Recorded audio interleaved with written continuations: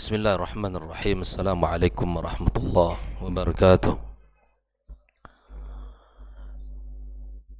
Alhamdulillahi rabbil alamin.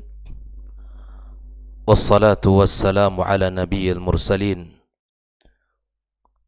wa ala alihi tayyibin wa ashabihi al-ghurril mayamin wa man tabi'ahum bi ihsanin ila yaumiddin. Ashhadu an la ilaha illallah wahdahu la syarika la waliyus salihin wa khaliqul khalqi ajma'in wa ashhadu anna Muhammadan abduhu wa rasuluh as-sadiqul amin.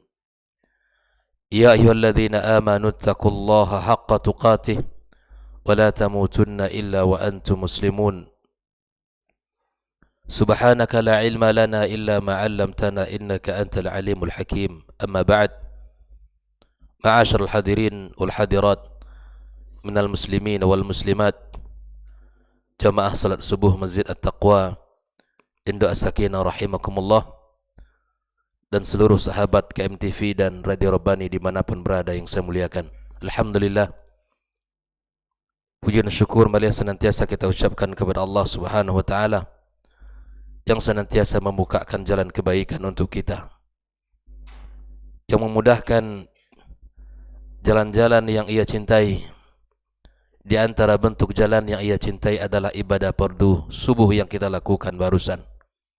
Mudah-mudahan ibadah salat kita diterima Allah Subhanahu wa taala, serta zikir-zikir dan doa kita diijabah oleh Allah Subhanahu wa taala, dan ilmu yang kita pelajari menjadi ilmu yang bermanfaat, penerang dalam jalan kita menujunya. Kemudian kita ucapkan salawat dan salam untuk Nabi kita sallallahu alaihi wasallam. Allahumma salli wa sallim wa barik ala Muhammad. Untuk keluarganya, para sahabat yang telah berjuang bersamanya, dan seluruh kaum muslimin dan muslimat yang senantiasa meniti jalan sunnahnya sampai hari kiamat kelak.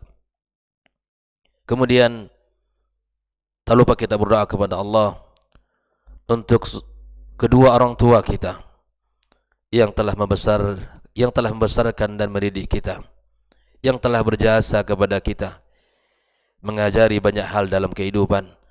Mudah-mudahan Allah Subhanahu wa taala mengampunkan dosa-dosa mereka dan menjadikan sisa usia mereka diisi dengan kebaikan dan ketaatan, dan diakhiri dengan husnul khatimah.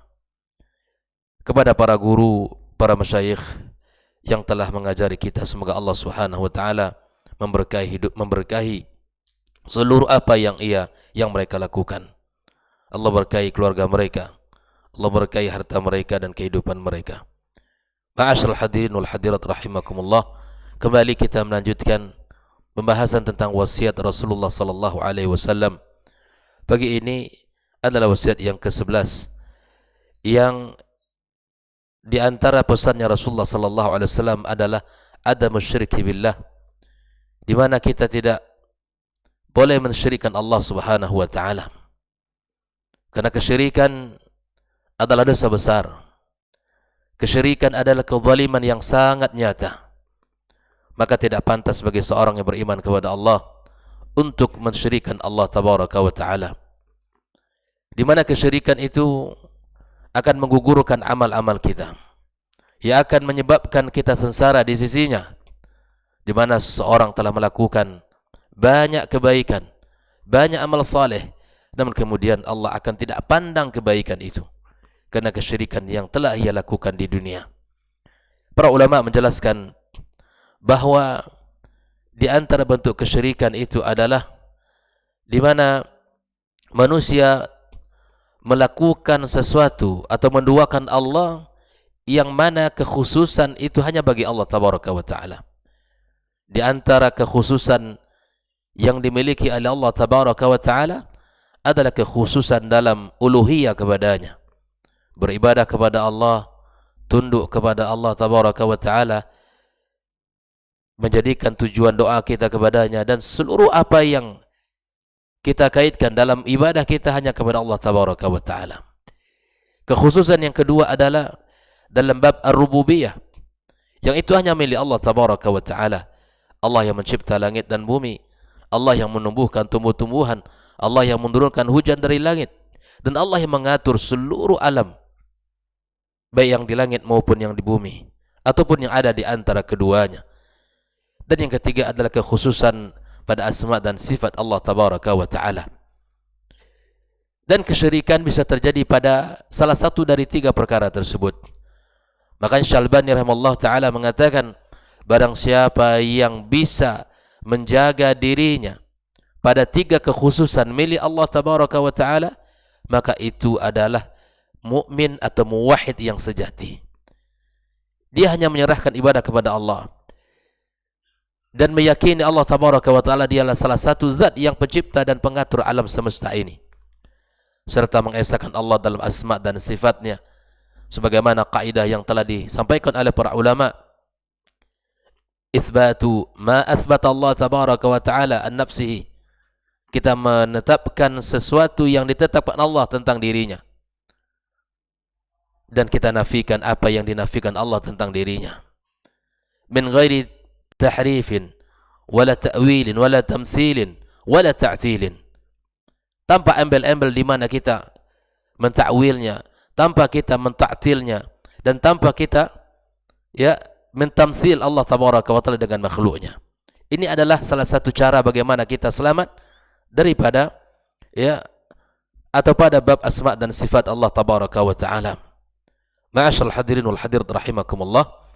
Maka di antara dalil yang dinukilkan pada bab ada musyirki billah adalah hadis yang diriwayatkan oleh Ubadah ibn Samit radhiyallahu taala anhu qala, dia berkata, awsani khalili Rasulullah sallallahu alaihi wasallam bi sab'i khisal, bahwa aku diwasiati oleh Rasulullah sallallahu alaihi wasallam, kekasihku, dengan 7 perkara.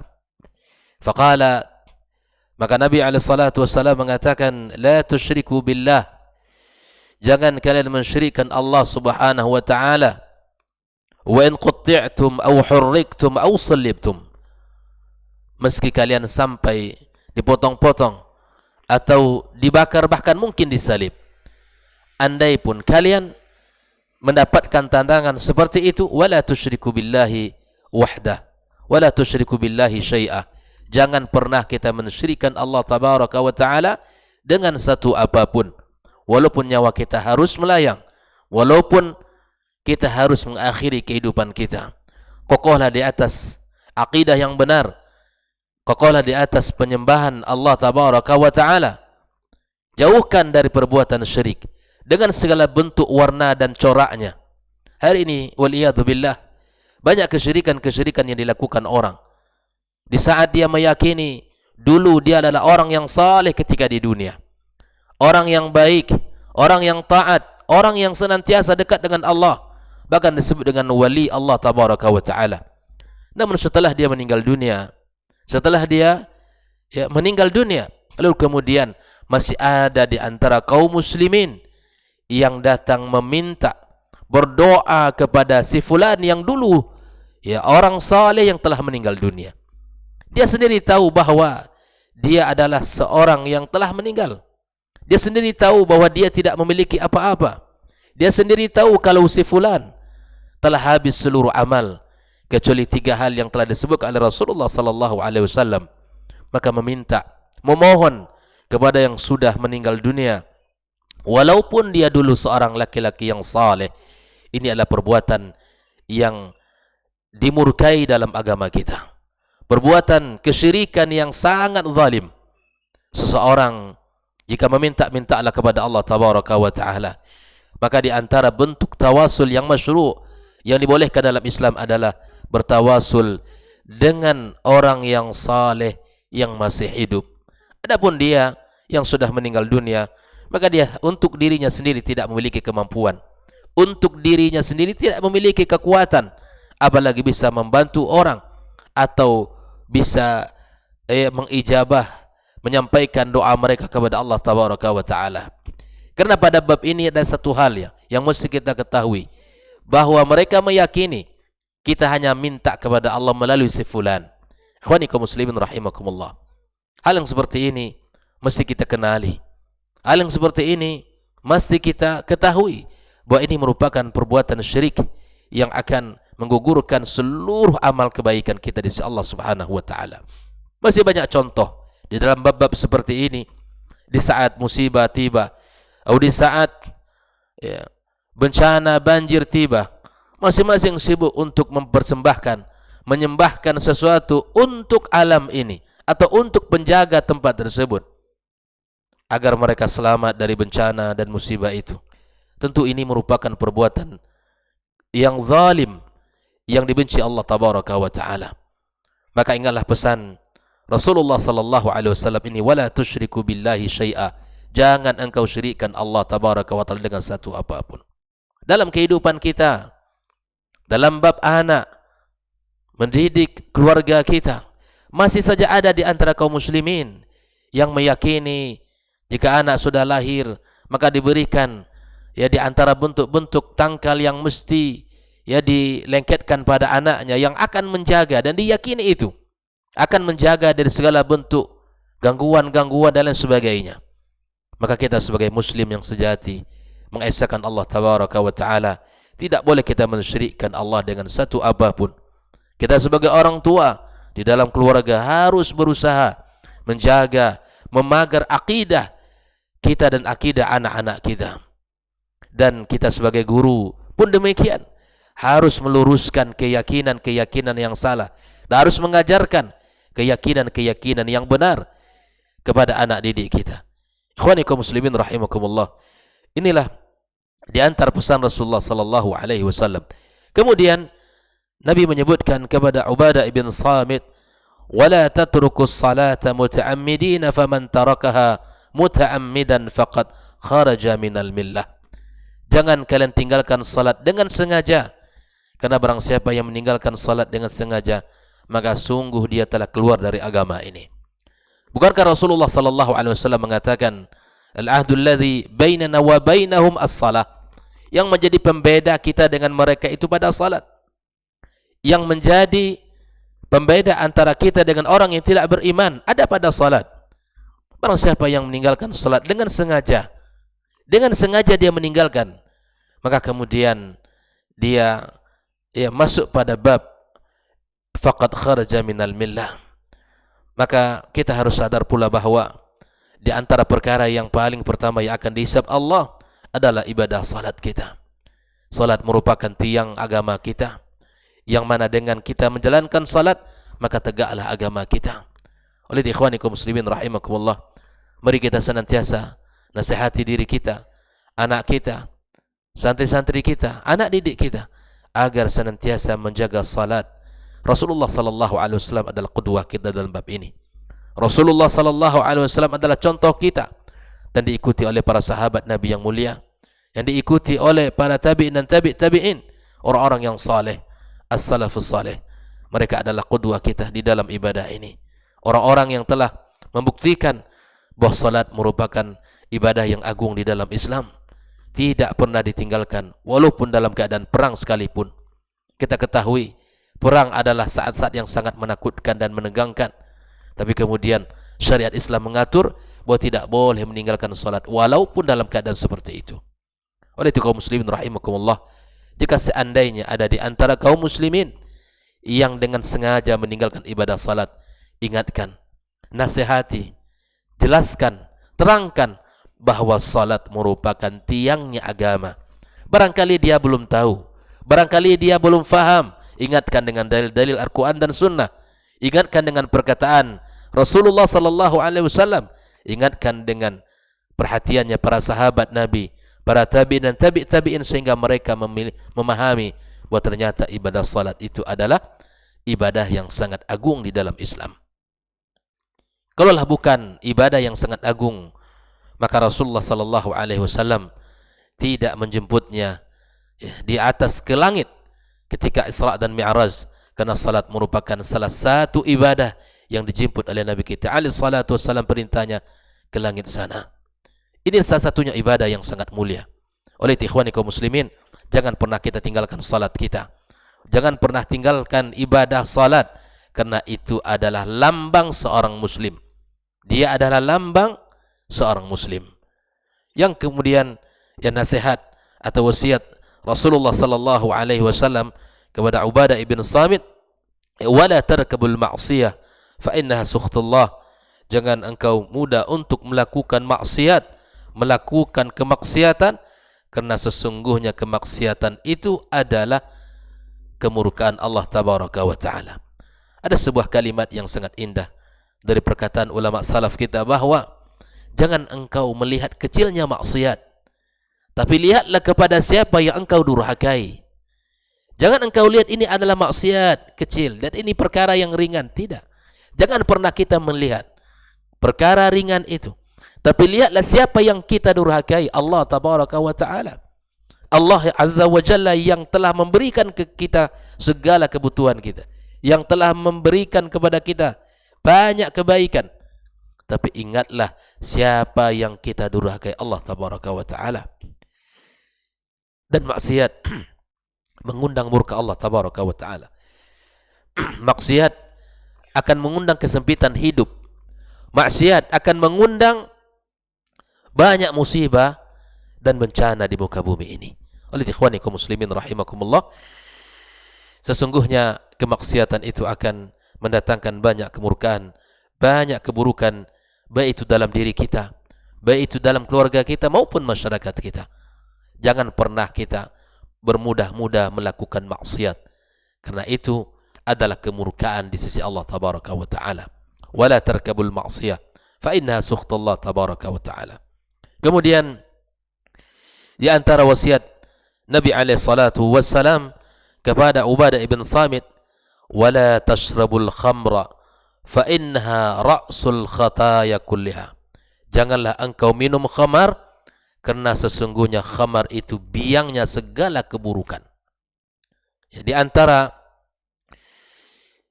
di antara perkara-perkara yang sangat dibenci Allah tabaraka wa taala adalah minum khamar.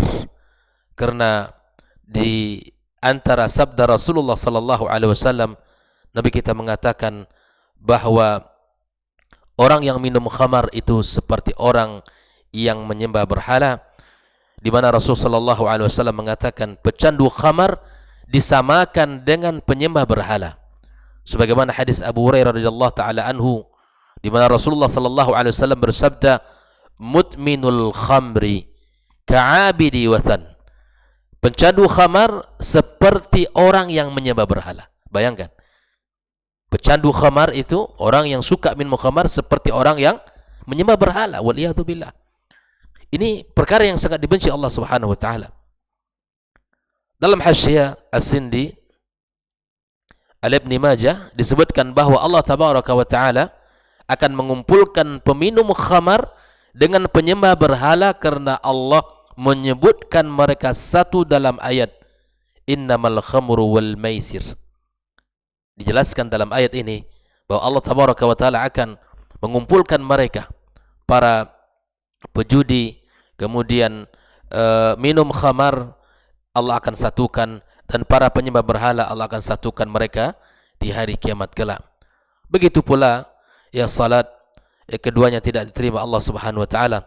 Orang kafir kalaulah ia salat, salatnya tidak akan diterima Allah tabaraka wa taala, sama halnya dengan peminum khamar. Wal iyadu billah.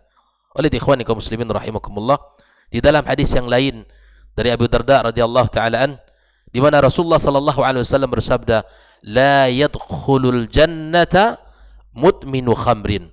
Pecandu khamar tidak akan masuk surga. Hadis riwayat Ibnu Majah. Oleh ikhwanikum muslimin rahimakumullah, fa innaha ra'sul khataya.